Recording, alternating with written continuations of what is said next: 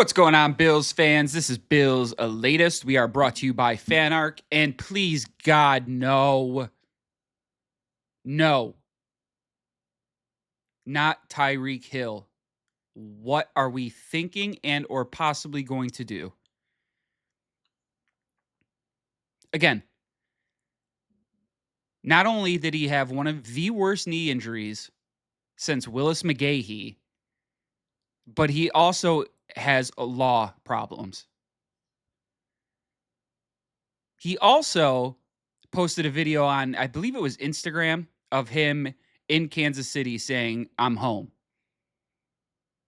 They haven't signed him, but that's clearly where he would like to be if he could be anywhere. Buffalo, you don't want him. You do not want him. If he would come play for free, fine. But no. This guy is on an Antonio Brown trajectory. Absolutely not. He is never going to be the Tyreek Hill he was in Kansas City with Mahomes and Kelsey early on. Or even for that matter, when he was okay with Tua the first year. Gone.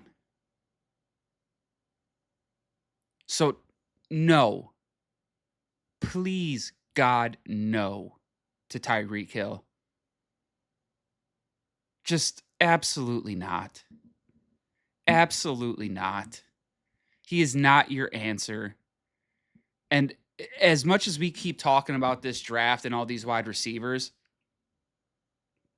I think we got to hammer out the defense in the draft. I don't think... I think our first round pick is a lot more valuable if we hold it for trade value, personally.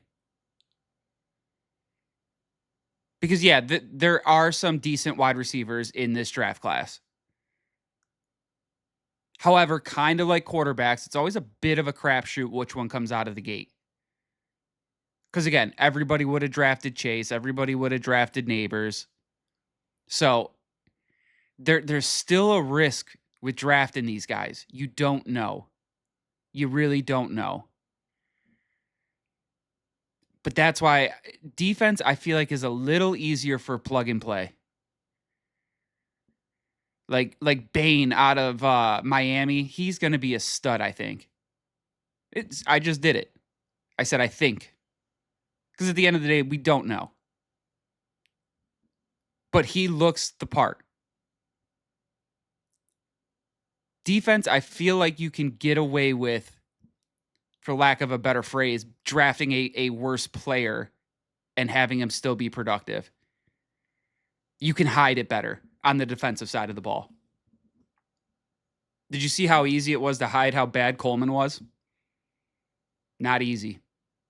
Not easy. Tell me some of the healthy scratches on the defensive side of the ball this year. I'll wait. That's just the way it is. Offense will always get more attention. And that's why I just think you got to go out and get a true proven number one. And I understand Josh has already restructured once, but we're going to have to do it again. Take it as a signing bonus this year. You're going to get your money either way. You got to help being out in this situation. You wanted to be in the room. Now you got to help being out. You got to help him. You got to help him massage this cap so he can bring you in some talent. And I think Josh will.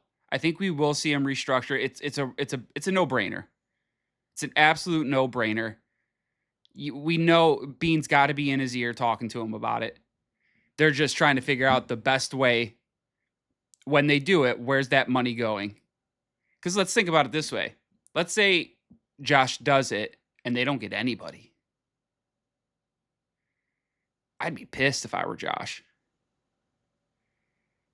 So that's where Josh has some leverage. If I'm going to give up some of my money, fine. But who are we getting? I want this guy. Josh has leverage here. We'll see how he's going to use it, if he's mature enough to know how to use it. But he has a lot of leverage. He kind of holds Beane's GMing career in his hands. Josh essentially can make or break this franchise. And I've been saying that year in and year out. If we didn't have Josh Allen on this team, they'd be the New York Jets. They're no different than the New York Jets, except Josh Allen, number 17. And at least, honestly, the Jets have Garrett Wilson, who, if he had a real quarterback throwing to him, he's a true number one. But he's got to restructure. If he doesn't restructure, not a good sign for Buffalo. Not a good sign for Buffalo, or for that matter, for Brandon Beane. Because Beane needs him to more than anybody. More than anybody. And again, I think we hold on to that first round pick, and potentially a few years from now, first round picks, because I think the Cowboys are going to tag George Pickens. And a lot of people are saying he doesn't deserve that, this and that, and he doesn't. He proved it. He went to Dallas. He did what he was supposed to do. If they didn't just give CeeDee Lamb all that money, they probably would be handing him over a bag. But because they gave CeeDee Lamb all that money, they're in a sticky situation. So if I'm Beane, I'm hoping they tag him. Because then if they go in and tag him, I could send him an offer sheet and send him two first round picks. And he could come beat Buffalo. He can come be a Bill. And remember, they're only tagging him for 28. So there's a top wide receiver is going to cost you in the 30s. It's just how it is. So he would, in theory, if they tag him, he's going to cost you probably, there'll be other teams that'll want him. So he might cost you 30, 35 mil plus 2 first rounders. I'm curious how Bills fans would react if we did that. Personally, I'd love it. The draft is a crapshoot. It is a get lucky lottery. I will gladly give up 2 first round picks since I have a franchise quarterback, a franchise running back, a potentially franchise wide receiver. I lean yes. I lean hard yes. So we need the Cowboys to tag him. So then we can go in there and make him an offer he can't refuse.